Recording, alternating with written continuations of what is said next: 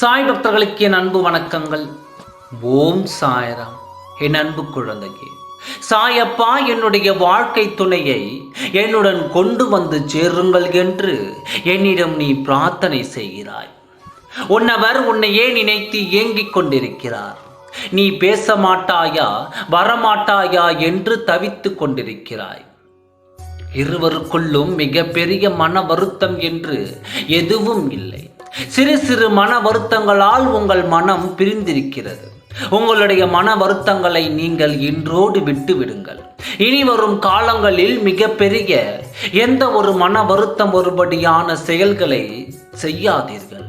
உன்னவர் உன்னையே நினைத்து கொண்டிருக்கிறார், நீயோ அவரையே நினைத்து கொண்டிருக்கிறாய்.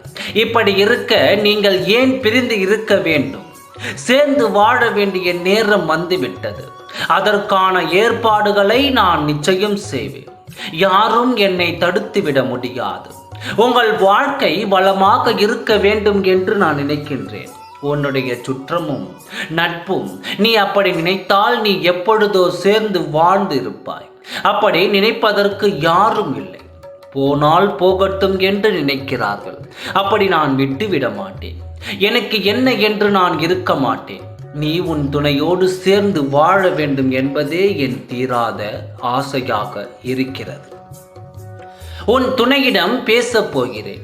நிச்சயமாக உனக்கு நான் நல்ல பதில் சொல்வேன். நீங்கள் சேர்ந்து வாழும் நேரம் வந்துவிட்டது. வாழ்க்கையில் எத்தனையோ சோதனைகளும் வேதனைகளும் நீ சந்தித்து விட்டாய். கொஞ்சம் நாள் பொறு, உனக்கான நிம்மதியை நான் தருகிறேன். உன் வாழ்க்கையில் உன்னுடைய நிம்மதி உனக்கு நிச்சயமாக கிடைக்கும். உன் பிரார்த்தனை நிறைவேறும். அதற்காகத்தான் நான் உன் துணையை காணப்போகிறேன். உன் நிலைமையை அவரிடம் சொல்லி உன்னை நிச்சயமாக அவருடன் சேர்த்து வைக்கப் போகிறேன்.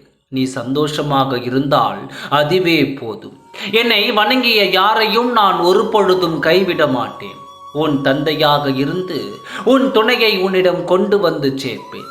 நீ நலமுடன் வாழ வேண்டும், சந்தோஷமாக வாழ வேண்டும். அதுவே எனக்கு நிம்மதி. ஆகையால் எதை நினைத்தும் கலங்காதே. உனக்கான துணை உன்னை தேடி வர வைப்பேன்.